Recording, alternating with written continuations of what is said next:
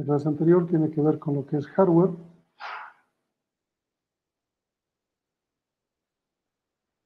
Y en el hardware hemos visto tecnologías de transmisión y luego hemos visto la parte de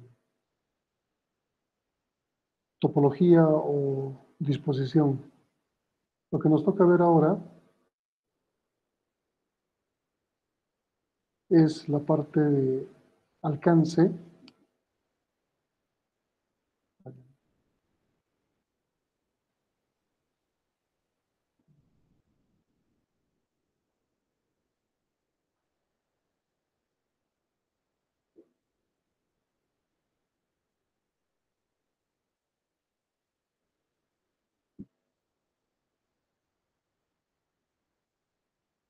Ok, vamos a ver lo que tiene que ver con la escala o la extensión geográfica.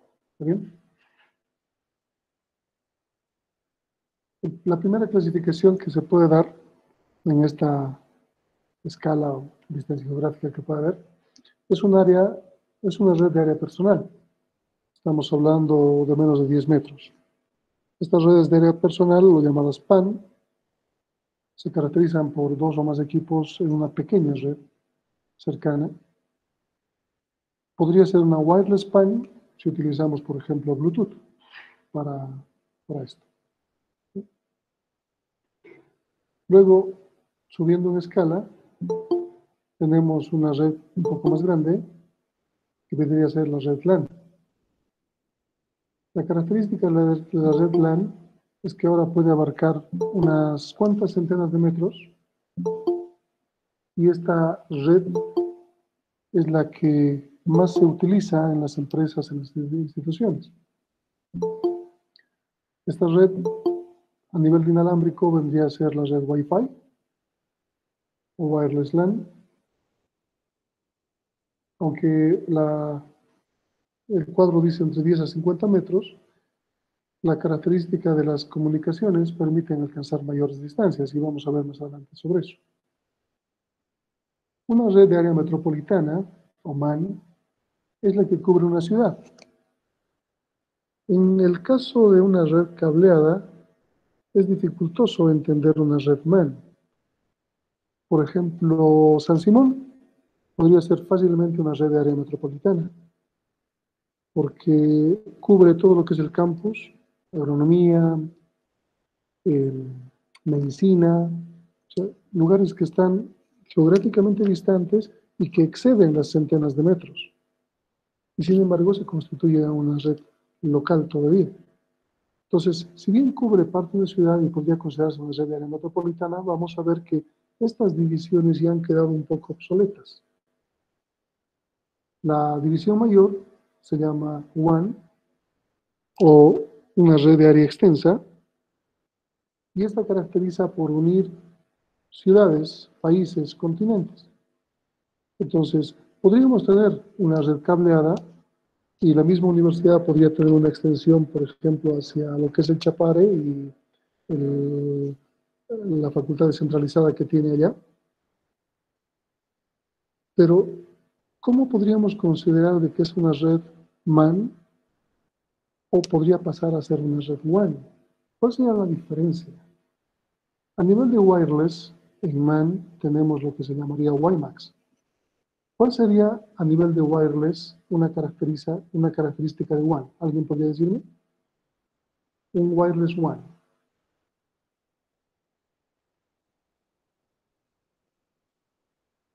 ¿Ni idea? ¿Qué tendríamos como wireless WAN?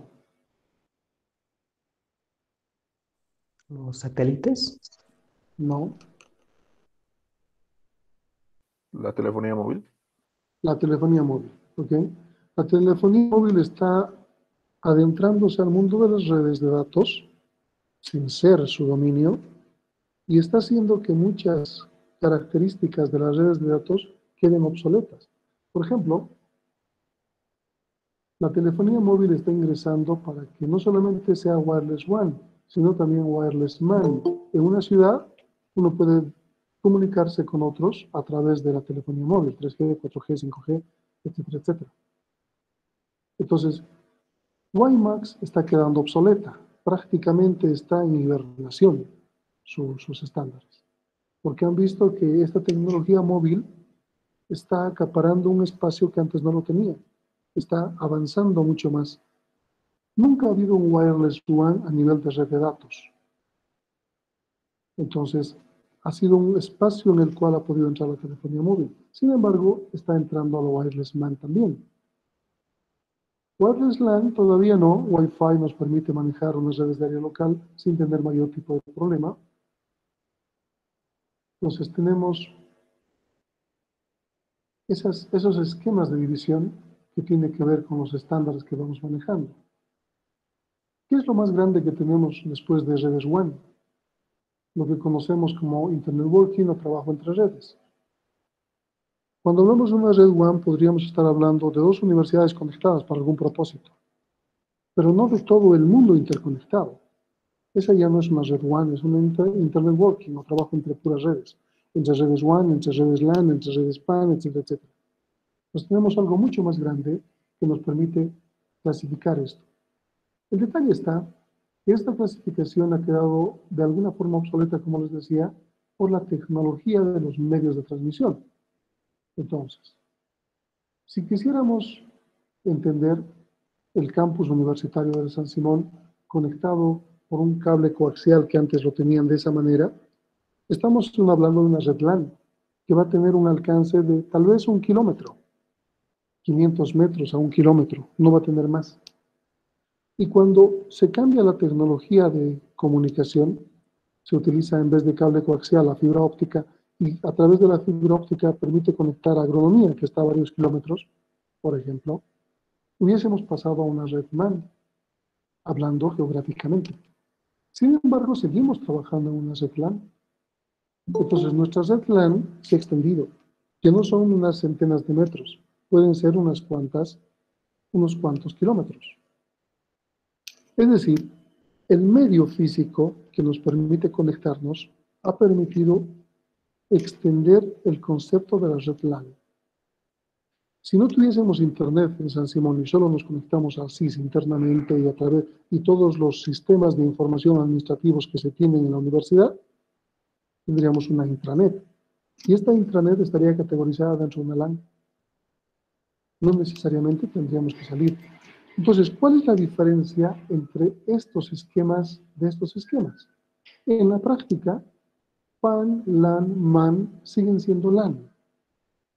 Y WAN e Internet Working siguen siendo WAN. Entonces existen solo dos. Esta primera categoría y esta segunda. ¿Por qué la fibra óptica no funciona para una WAN? Si recuerdan, el día de ayer les he mostrado gráficas donde habían instalaciones de fibras ópticas interoceánicas que permiten unir continentes. ¿Qué sucede con esto? ¿Qué pasa si San Simón tuviese una conexión de fibra óptica hasta el Chapare? Automáticamente todo lo que es esa unidad descentralizada de la San Simón pertenecería a la LAN. ¿Qué pasa si llegaríamos con fibra óptica hasta La Paz y tuviésemos alguna facultad allá? Nuestra LAN seguiría extendiéndose. Entonces, ¿qué nos divide una LAN de una WAN? ¿Alguien me puede decir? Ya no es distancia, ya no es geografía. ¿Qué divide LAN de WAN?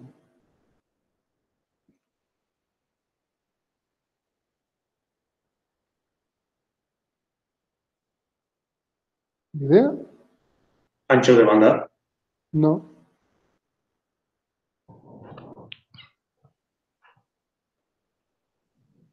¿Qué divide una LAN de una WAN?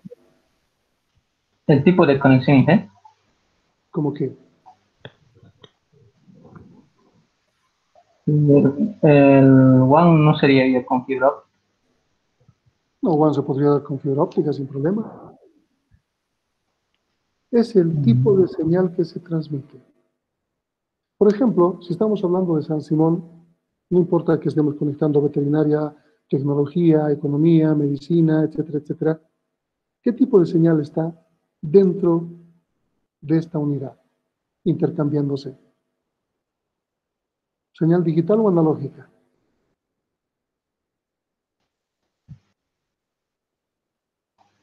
Mm, Una digital. Digital. Al pertenecer a un mismo grupo y todos estamos manejando el esquema de la fibra óptica dentro de la universidad, entonces todas nuestras computadoras están conectadas y mandando información digital. Todas las señales son digitales. Pero cuando San Simón, cualquiera de sus unidades, se conecta con Internet, ¿qué tipo de señal se transmite ahí?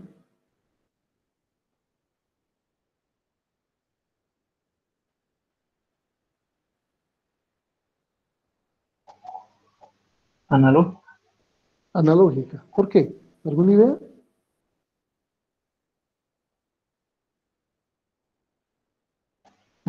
Porque la analógica es más mejor al enviar la señal, ¿sí?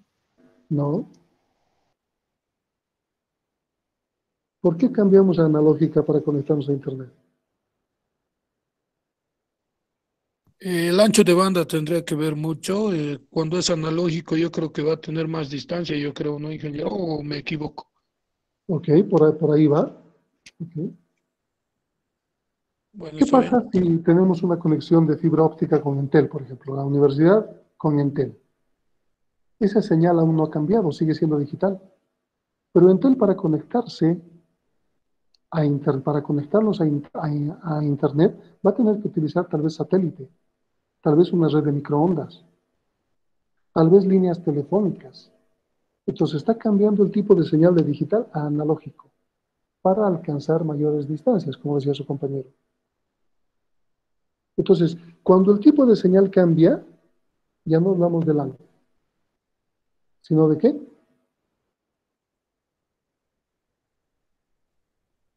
WAN. Entonces, este esquema de división queda obsoleto, porque ahora San Simón no es una MAN, sigue siendo una LAN extendida si quiere, sigue siendo LAN. Si conectamos entre dos máquinas una pequeña red, sigue siendo LAN. Entonces, si nuestra red abarca una ciudad o hasta un país, si el medio, la señal no cambia, seguimos teniendo una LAN. Entonces, el esquema al alcance ha cambiado un poco por los medios de comunicación que utilizamos. Y cuando cambia la señal para viajar a más distancias, entre digital a analógica, y vuelven a cambiarlo entre analógica a digital para recibir, significa que hemos pasado a tener una red WAN. ¿Está claro eso? ¿Está claro? Sí. Ok. Entonces, en la práctica tenemos solo LAN y WAN. Y la única forma de diferenciarlos es el cambio de señal. Si se sigue manejando señal digital, LAN. Si se cambia a analógico para viajar, WAN. ¿Está bien? Ok, continuamos. Eso es todo lo que tenemos que ver de hardware de redes. ¿Qué nos falta? La parte de software de redes. Y la parte de software de redes tiene algo que ver con lo que le llamamos arquitectura por capas o modelo por capas. En el mundo, en esa historia de redes que hemos hablado en las clases anteriores, los fabricantes han empezado a ver distintos esquemas de cómo podían hacer funcionar una conexión entre dos o más máquinas. Han creado su propio esquema de software para sus redes. Como no era un estándar, cada uno ha buscado la mejor forma de hacerlo. ¿Está bien? Unos más eficientemente que otros, pero cada uno tenía su propia forma de hacerlo. Esta era una gran desventaja porque una red de Apple, por ejemplo, no podía unirse con una red de Windows. Para nada. Entonces era una gran desventaja porque ninguno de ellos había seguido la misma línea. Cada uno había buscado su propia investigación. Este modelo de capas, pues, todos los que han creado redes han trabajado sobre un modelo de capas. ¿Cuál es la idea de un modelo de capas? Tenemos una capa N, por ejemplo, que va a ejecutar una función específica dentro de las redes. Y esa función específica va a servirse de una función específica de una capa N más 1. Y a su vez, esa función va a brindar servicio a una capa N menos 1. O al revés, puede ir en ambos sentidos. Por eso las flechas tienen ambas direcciones. La capa N-1 va a brindar un servicio a la capa N, la capa N va a brindar un servicio a la capa N+1. Al revés, la capa N+1 puede brindar un servicio a la capa N y la capa N va a brindar un servicio a la N-1. Pero todas, como se ven encerradas en esas cuadrículas, están generando una función específica dentro de lo que es la red.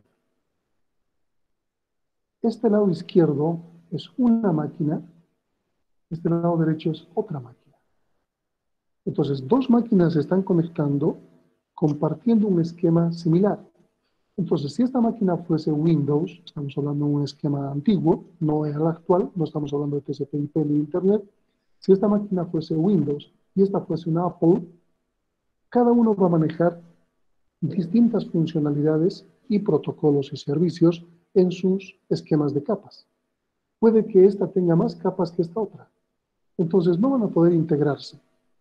Sin embargo, si ambas son Windows, por ejemplo, van a poder integrarse, porque están hablando el mismo lenguaje. ¿Está bien? ¿Cómo funciona el esquema de capas, independientemente de cuántas capas sea y qué fabricante sea? En la parte superior se van a generar los datos. La parte superior a la capa 5 en este diagrama es el usuario. El usuario está generando algún tipo de dato, vamos a suponer un correo o una página web, que tiene que comunicar al otro lado, al host 2. Entonces, esta capa, perdón, este dato se va a encapsular en esta capa. Esta capa le va a brindar un servicio. ¿Y de qué forma le brinda el servicio? ¿De qué forma genera su función?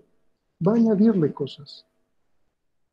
Va a añadirle cosas que la capa relativa al mismo nivel en el otro lado va a entender. Es por eso que aparece un protocolo de capa 5, un protocolo de capa 4.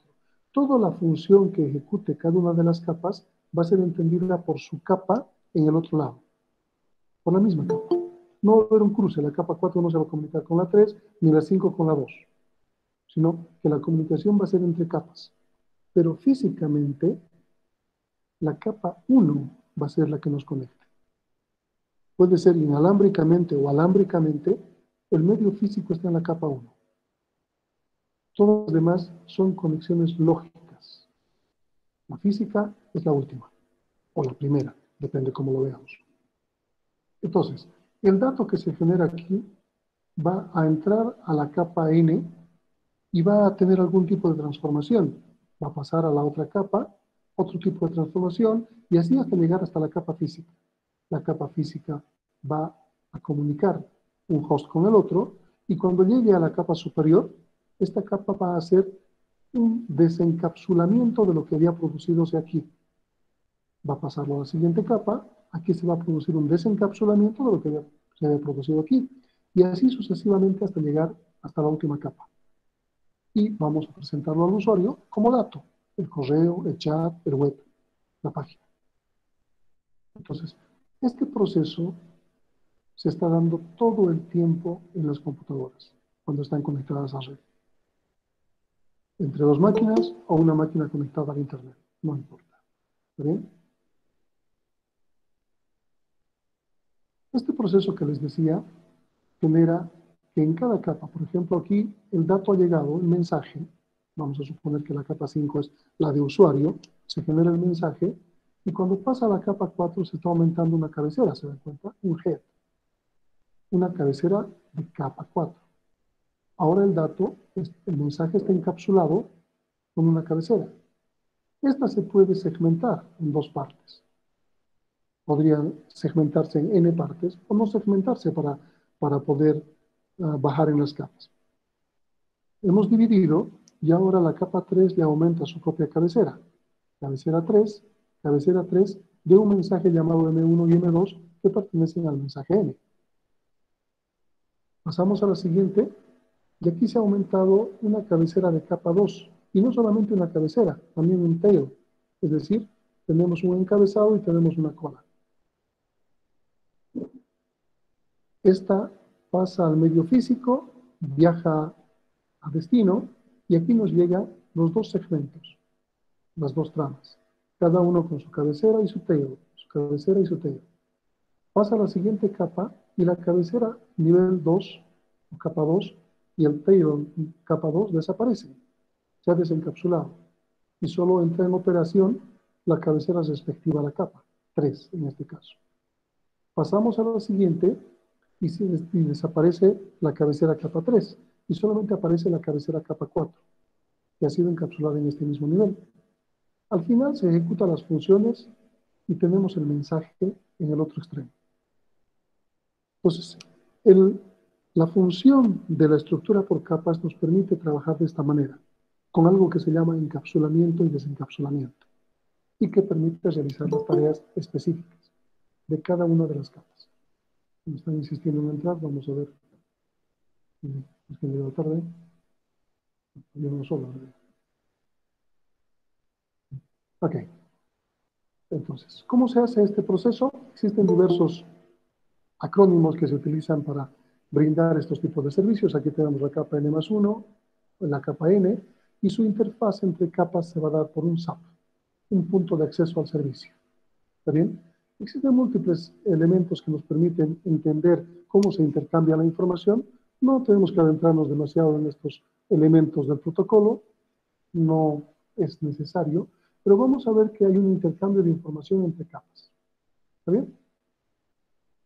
Normalmente la forma de intercambio de información se llama PDU, que es Protocol Data Units, y cada una de las capas tiene un nombre de PDU específico. Por ejemplo, en TCP/IP, el PDU para la capa 2 se llama trama, para la capa 3 se llama datagrama, para la capa 4 se llama segmento, y así el PDU va recibiendo diferentes nombres de acuerdo a cada una de las capas que esté trabajando.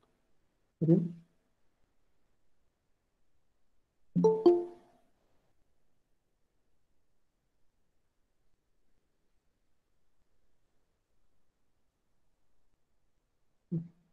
Voy a mostrarles una pequeña simulación de lo que vendría a ser encapsulamiento y desencapsulamiento. Aquí tenemos encapsulamiento. Fíjense que los datos están encerrados en la parte azul. Estamos en la capa superior, si quieren, en la capa de usuario, y vamos a ir bajando en capas hasta llegar a la capa física que nos va a conectar con la otra máquina. Cuando estemos en el otro extremo, vamos a empezar a subir por capas hasta llegar a la capa de usuario. Esa es la idea. Entonces, los datos en la capa superior, cuando bajen, van a ser encapsulados con algo que les va a brindar la capa inferior. Veamos. Los datos se generan, fíjense. Estos datos están en azul, se encapsulan en una capa inferior con algo que le proporciona, por ejemplo, una cabecera TCP. Esta se encapsula en una capa inferior con algo que se llama cabecera IP. Esta se encapsula con una cabecera y un tail de la capa Ethernet. Esta viaja como bits en la capa física. Esa es la idea del encapsulamiento. ¿Qué pasa en el otro extremo? En el desencapsulamiento. Se han recibido los bits. Estos bits llegan y tiene todo el esquema de la capa penúltima. La penúltima capa le quita el tail y el head. La superior le quita el segmento o la cabecera IP. El otro le quita la cabecera TCP y al final los datos se originan como se reciben como se habían originado. Esa página. Eso es lo que ocurre en un esquema estructurado por capas. Todas las redes actualmente utilizan esta estructura. Las distintas empresas a lo largo del tiempo han utilizado más, menos capas, pero la estructura es esta y el propuesto es ese. ¿Alguna duda? ¿Algo que no se haya entendido sobre esto? ¿Se entiende? Ok. Antes de ver los modelos de referencia, vamos a ver lo que ha ocurrido en el mundo. ¿Vale? Una de las primeras empresas que ha manejado redes es IBM. No estamos hablando de redes de PCs, sino redes a su nivel de mainframe. ¿Se acuerdan cuando hemos hablado de Unix, etcétera, etcétera? ¿No? A ese nivel. Estamos hablando de esto. IBM ha manejado un esquema llamado SNA. SNA tenía 7 capas. IBM ha tenido mucho éxito en estas sus redes. IBM ha sido una de las empresas que siempre ha mostrado algún tipo de innovación tecnológica, la que ha inventado más tecnología que otras, en otros términos. Es la que ha inventado la PC, la que ha inventado la PS, la que ha manejado mainframes como tal, etcétera, etcétera. La que ha inventado microcanal. Okay. Entonces, sus redes SNA, exitosas para ellos, las han considerado que podían compartirlas con el mundo. Entonces, han propuesto a la ISO que se puede estandarizar. Entonces, la ISO ha creado un esquema llamado OSI, Interconexión de Sistemas Abiertos. ¿Okay? Lo malo es que la OSI, si bien ha hecho una copia fiel del esquema de la SNA, ha tardado demasiado tiempo en salir a la luz, en ser tecnología aplicable. Era una teoría bonita, por mucho tiempo. Otro esquema que ha empezado a funcionar también por la misma época, más o menos, era DECnet, Digital Equipment Corporation, y su red se llamaba DNA. Estas máquinas digital, justamente la universidad tenía una mainframe digital, era una PDP-11, de tercera generación, perdón, ha manejado otro esquema de capas. Fíjense que también tenemos 7 capas, pero los protocolos que se manejan aquí son totalmente diferentes a los que manejaba IBM. ¿Está bien? Aparece otro esquema, y este tiene que ver con la historia de los que han creado la primera computadora personal, Xerox. Cuando llevemos el siguiente tema vamos a ver un video del creador justamente de la red Ethernet. Este es el origen de la red Ethernet. XNS es una red de Xerox. Y esta red XNS tiene un esquema de estas características. Pero aquí vamos a ver que se ha roto un esquema. ¿Alguien me puede decir qué está mal en esta red XNS?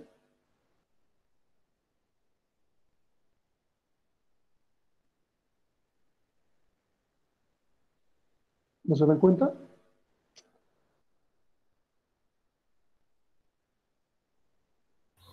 Tal vez sin que algunas capas no se comunican solo con la que está debajo, por decir, no con otras. Exactamente. La gran fortaleza de un esquema estratificado por capas es que cada capa tiene que realizar una sola función y servirse de la anterior para servir a la posterior. Esa es la idea. En este caso tenemos un protocolo llamado NDP. Y este protocolo, fíjense que está desde la capa de red hasta la capa de presentación. Entonces, si yo quisiera reemplazar tecnológicamente lo que hace el NDP, estaría afectando 4 capas. Pero si quisiera reemplazar lo que hace Snap, por ejemplo, solamente reemplazaría una capa. Esa es la idea de la estratificación de capas. Que cuando hay avances tecnológicos, si yo quiera cambiar, mejorar algo, solamente afecta a la capa y no al esquema completo. Aquí tengo ese problema. Fíjense cómo este protocolo PEP está saltándose la capa de sesión y pasándose a la capa de presentación desde transporte. Algo que también no está adecuado en la estructura de capas. Se está rompiendo esquemas. No es una buena teoría. Si quieren relacionarlo con desarrollo de software, es un pésimo diseño, pero una implementación que funciona. No sé si a algunos docentes les ha dicho, pueden hacer códigos, pero no hagan códigos chancho. Esos códigos que funcionan, bueno, Dios sabe cómo funcionan, pero funcionan. Están pésimamente diseñados. No son nada óptimos. Entonces, este es un esquema que funciona, pero que no sigue las reglas. ¿Se acuerdan que en la historia les he dicho que habían PCs que se comunicaban por red? O sea, las PCs inicialmente no se han comunicado con red, las PCs han utilizado cables paralelos o seriales y han utilizado un programa que se ha creado llamado LabLink, versión 3, y que ustedes ahora el Commander, Norton Commander, Windows Commander que utilizan es justamente heredado de LabLink, y que luego, ya que XNS, esta había inventado la tarjeta de red, se ha creado una red llamada Novel Network. Y esta red ha permitido conectar PCs. Obviamente Microsoft, basado en esta estructura, ha creado luego Windows para red. Aquí tenemos Novel Network. El protocolo que se utilizaba y era ampliamente conocido se llamaba IPX, este protocolo. Este todavía rompe esquemas, pero no lo hace de una manera abrupta como los otros. Fíjense que aquí hay una capa de aplicación donde este protocolo está utilizando estos tres. Se van a dar cuenta más adelante que estos tres se unen en uno solo actualmente. Pero en esta época había una rotura de este esquema. Transporte, fíjense que el transporte era prácticamente parte de la red. Entonces, esta red ha funcionado por mucho tiempo. Yo he instalado muchas redes en colegios, universidades, con este esquema basado en DOS. Y luego ha aparecido Microsoft con su Windows y que ha permitido utilizar la infraestructura para darle otro protocolo. AppleTalk con las máquinas Mac también han hecho su parte. Fíjense que también manejan un esquema de 7 capas. Entonces, todas se han basado en lo que SMA hacía y lo que OSI estaba estandarizando, que no había estandarizado hasta el momento. 7 capas. Y dentro de estas 7 trataban de hacer lo mejor posible con su propia tecnología. Apple respeta, si quieren, la estructura de capas. Si bien une las 6 y las 7, solamente tendría 6 capas Apple, su esquema, no está saltándose esquemas. Está funcionando bien. Pero obviamente, vuelvo a repetir, AppleTalk no se podía conectar con una Novel Network o con una XNS o con una SMA. No funcionaba eso. Eran islas. Microsoft también crea su propia isla y el protocolo que impera se llama NetBEUI. Aquí tenemos el esquema de Windows. Fíjense que no le interesa mucho la parte física y esta es una llamada de atención interesante porque no tiene nada propio en la parte física. En la parte de red y transporte hay una mezcla con sesión. Aplicación está mezclando sesión, presentación y aplicación. Sin embargo, aquí hay varios que lo dejan como parte de sesión. Windows utiliza NetBIOS. Es un protocolo que permite crear sesiones. Todavía ya ha generado mucho lío con el protocolo actual, con TCP/IP. Entonces, mucho tiempo han tenido que convivir NetBEUI, es el protocolo de Microsoft, con TCP/IP. Con TCP/IP uno podía conectarse en red, pero no podía ver gráficamente las máquinas que estaban en red. Necesitaba instalar NetBEUI. Pues a Microsoft le ha costado entender que el mundo estaba adoptando un estándar que no era reglamentado o diseñado adecuadamente, era de facto. Entonces, vamos a TCP/IP. Este es el estándar de facto, es el que impera actualmente. ¿Cuál es la diferencia entre TCP/IP y OSI? ¿Cuántas capas tiene TCP/IP? ¿Alguien me puede decir?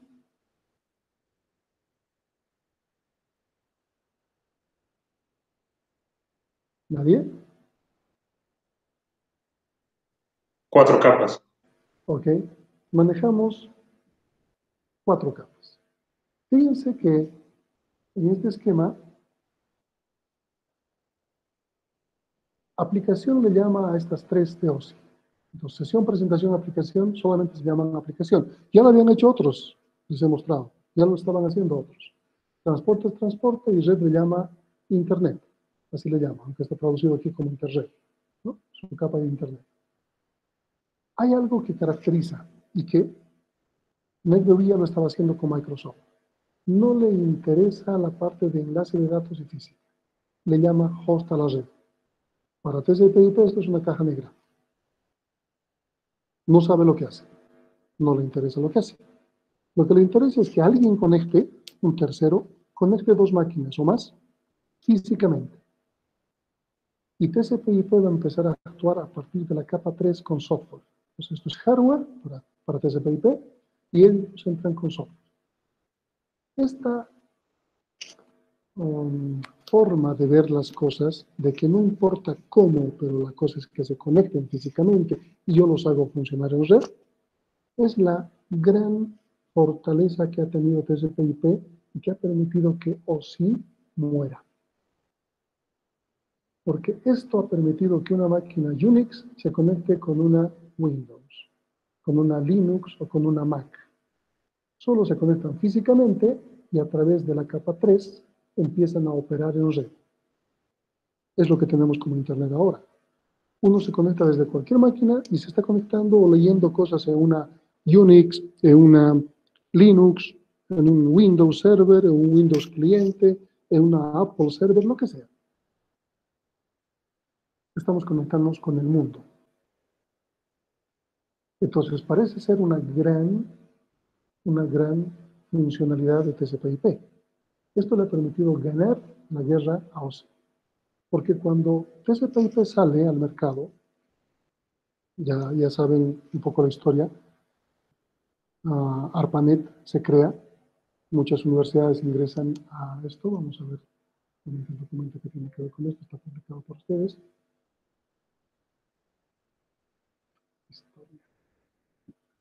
Okay. Aquí tenemos, en la Guerra Fría se produce esto, ¿no? En el 68 aproximadamente se crea el proyecto ARPA, que tiene que ver con DARPA, una D por delante, que viene a ser el Departamento de Defensa de los Estados Unidos. DARPA crea el proyecto ARPA para crear la red ARPANET. Y en esta red ARPANET empiezan a trabajar, inicialmente 4 universidades. Se crean 4 nodos, se utilizan líneas telefónicas para conectar. La idea era que estos 4 nodos no estén en la misma ciudad, sino en diferentes estados. Entonces, Stanford está aquí, Utah, California y no sé cuáles están, no recuerdo. Pero se conectan en el 69. Imagínense. El 69 empiezan a conectarse y a generar un esquema que al Departamento de Defensa de los Estados Unidos le interesaba. Que todos sus elementos de defensa, no sé si se llaman cuarteles, creo que le llaman, no recuerdo bien cómo le llaman en Estados Unidos, comandos. Su comando este, comando norte, comando sur, estén interconectados, de tal manera que ellos puedan responder a cualquier ataque de la Unión Soviética desde cualquier lugar. Si la Unión Soviética tenía como uno de los blancos el Pentágono que estaba en Washington, lo hacía volar, pero podían responder desde el comando este, del comando norte, del comando sur, sin problema. Entonces, para eso necesitaban estar interconectados, lo que en su momento no había. La única forma de hacerlo era utilizando equipos del mismo tipo, con la misma tecnología, bajo el mismo esquema, y que costaba mucho. Entonces, la primera prueba que se ha hecho de lo que ahora conocemos como Internet, y es anécdota para los creadores de ARPANET, es esta. Justamente uno de los creadores, Clint Rock, dice que han instalado una conexión telefónica entre Stanford y California. ¿Qué es lo primero que se tenía que hacer para crear una sesión en Unix en esta época? ¿Qué es lo primero que se hace? Ahora encendemos nuestra máquina Linux y entra directamente. Encendemos nuestra máquina Windows y entra directamente. ¿Pero qué ocurría antes cuando se encendía una máquina? ¿Alguna idea?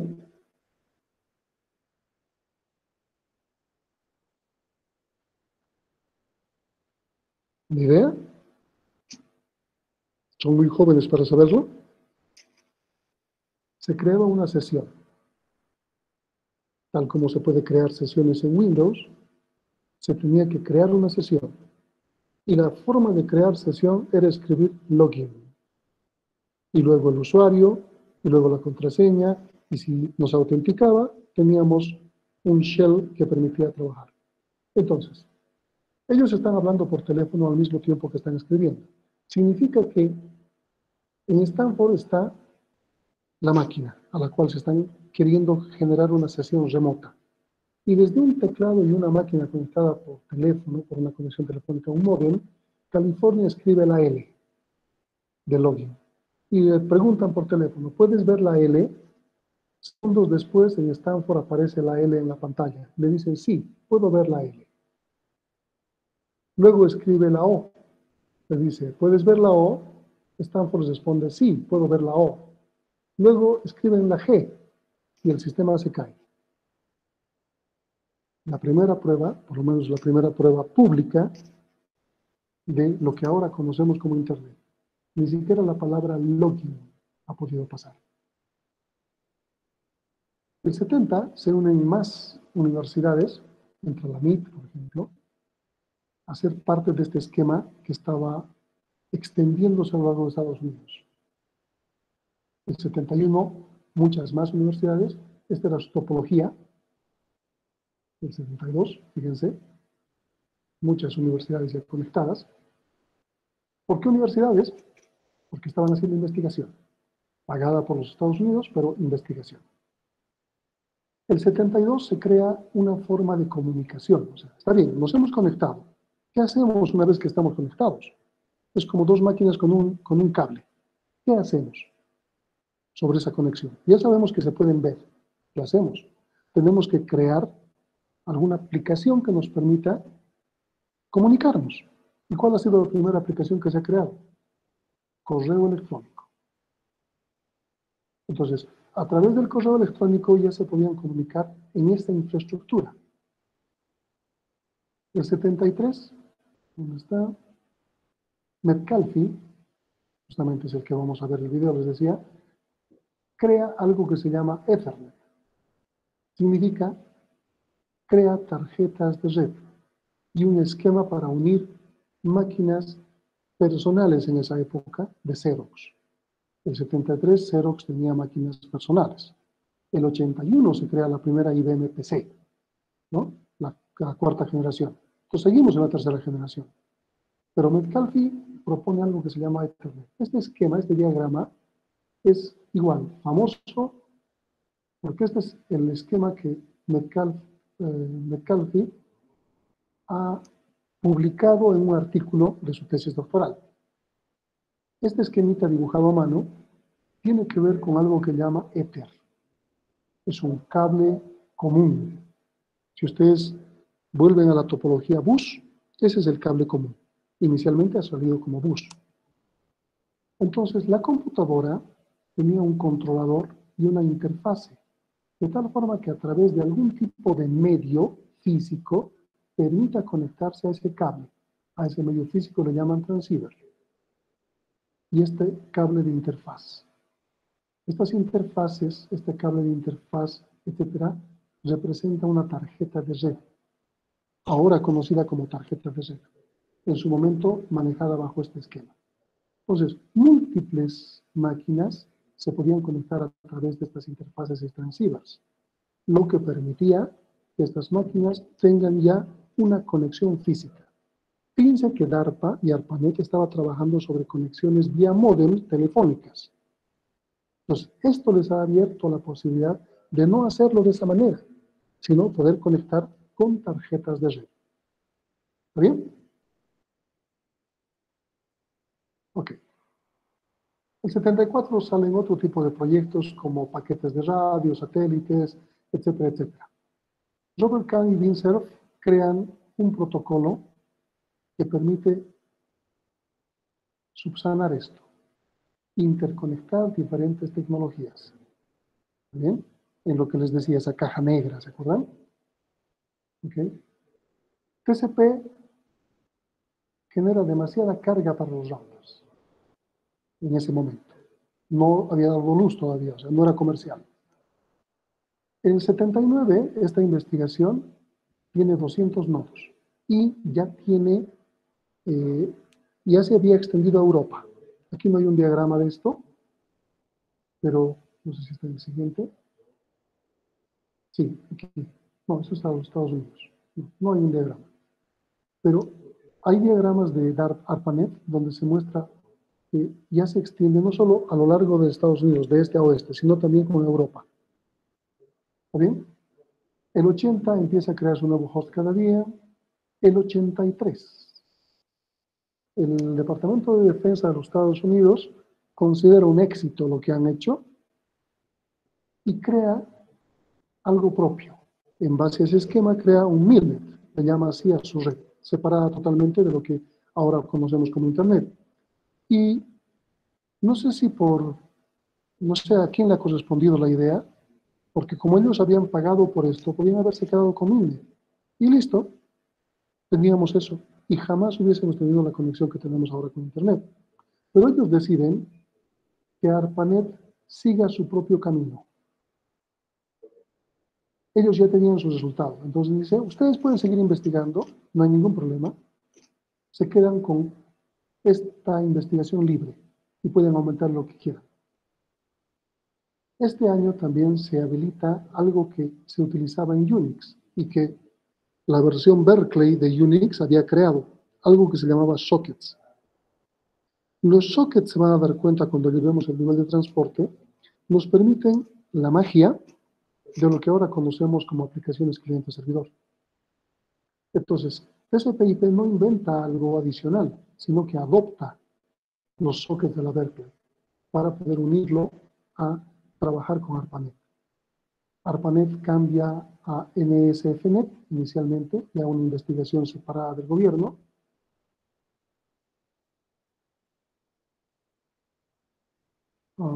En esta época aparece el primer virus, se llama Ping de la muerte, hace caer la red. El 89, Tim Berners-Lee crea la web, acuña el concepto de web. Fíjense que hasta esa época, desde lo que se había creado ARPANET, el único servicio que se utilizaba era correo electrónico. Pero no es un correo electrónico como el que se utiliza ahora, o sea, donde podemos mandar objetos multimedia. Era un correo de texto. Y habían generado sobre eso formas, no puedo encontrar lamentablemente, he utilizado, pero no puedo encontrar en el Internet, ese esquema de cómo se podían descargar archivos a través de correo electrónico. No se mandaba el archivo como adjunto, se creaba una serie de enlaces, esa vez no existían URLs, pero una serie de enlaces que nos permitía entrar a un servidor en otro lugar para descargarnos un archivo a través del correo electrónico. Entonces se acuña el término de web y recién fíjense, el 89, ¿verdad? Pero no significa que ya podemos navegar en la red. Se crea el concepto. Pero recién, ¿dónde está? No sé si se ha saltado.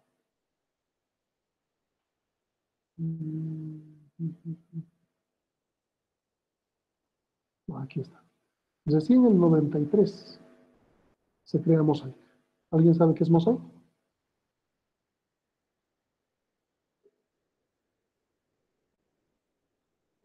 ¿Alguien sabe qué es Mosaic? Uno de los primeros navegadores. El primer navegador. El Mosaic, luego se lo ha comprado Microsoft. Internet Explorer estaba basado en Mosaic. Cuando uno colocaba About en Internet Explorer salía Mosaic. Ahora ya no, ya han cambiado a Edge también, ¿no? Ya no tienen Internet Explorer. Pero Mosaic ha sido uno de los primeros navegadores, si no el primero. Y esto recién ha permitido empezar a utilizar este concepto de web. Entonces, claramente, ¿Internet es sinónimo de web? ¿Qué opinan?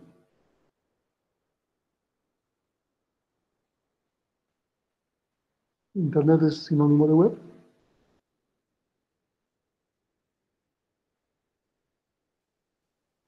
¿Ni idea? No.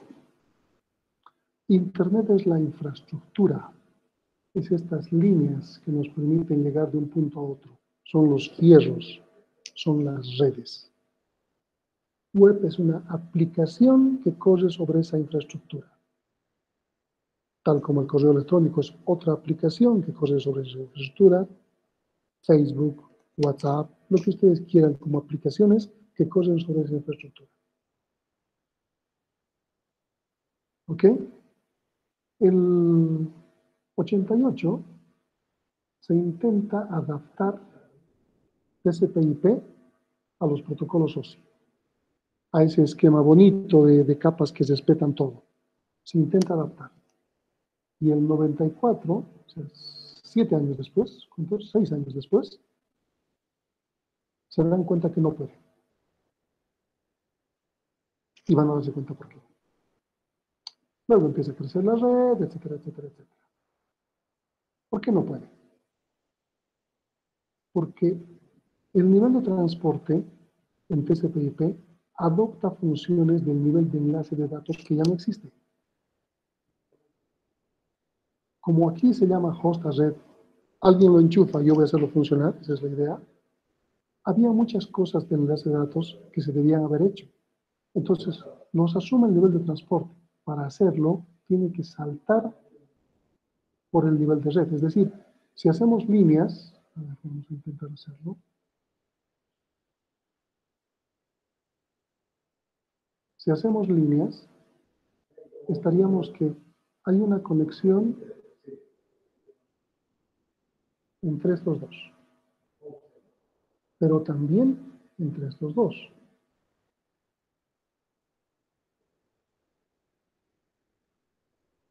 ¿Sí? Y así. ¿Entienden? Entonces, el esquema TCP/IP es esto. El de transporte está saltándose para llegar a esa caja negra. El de red utiliza la caja negra y da servicios de transporte, lo hace bien. Y transporte se comunica directamente con la aplicación. Entonces, aquí se rompe el esquema, en este lugar. ¿Qué significa? Esta es una buena práctica, pero una pésima teoría. Mal diseño, pero funciona. Esto es una buena teoría, pero pésima práctica. Como TCP/IP ya ha salido y estaba volviéndose popular, la Unión Europea, principalmente que estaba apoyando OSI, impulsan para que se apresure la salida de los protocolos OSI. Salen los protocolos OSI y Europa los adopta, pero ha sido tal el crecimiento de TCP/IP en cuestión de interconectar esquemas antiguamente no conectados, que se ha convertido en un estándar de facto. Este es el estándar oficial, OSI, y este es el estándar de facto. ¿Cuál impera ahora? El de facto. Todos trabajamos con TCP/IP y OSI ha quedado como teoría. Buena, pero teoría. ¿Qué vamos a hacer para manejar la materia? Vamos a manejar un esquema híbrido. Vamos a manejar TCP/IP en estas 3 capas superiores y vamos a añadir estas 2 capas de OSI en esta caja negra. Pues vamos a tener 5 capas. Y se van a dar cuenta que OSI, aunque ha tardado un montón de tiempo, y una vez que ha salido TCP/IP ha tenido una premura y lo han apurado para que salga, ha cometido errores. Y la capa de enlace de datos lo ha dividido en 2 subcapas. En la práctica OSI debería tener 8 capas reales, pero ahora tiene 7 capas con 2 subcapas en la capa 2. Pues vamos a ver estas 3 subcapas de aquí, física, y las 2 de enlace, más estas 3. Pues vamos a tener un esquema híbrido para entender lo que necesitamos entender de la materia. ¿Está claro eso? ¿Cuál es el éxito de TCP/IP? Esta caja Poder negra. conectar distintos ordenadores. Exactamente. Ustedes se encargan de conectarlos físicamente y yo los hago funcionar. Ese es el esquema. ¿Qué pasa con OSI? Solamente va a enlazar elementos físicos del mismo tipo. Entonces esto va a ser otra vez un esquema separado como una isla, como Nobel, como Windows, como Apple Talk, etcétera, etcétera.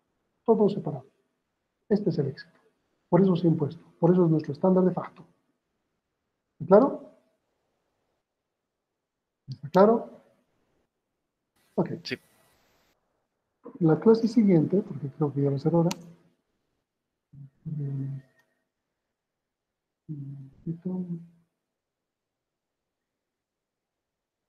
ya va a ser hora. En la clase siguiente vamos a continuar entendiendo cada una de estas partes, qué es lo que hace y cómo vamos a relacionarlo en nuestra materia. ¿Ok? ¿Dudas? ¿Preguntas? ¿Se ha entendido todo?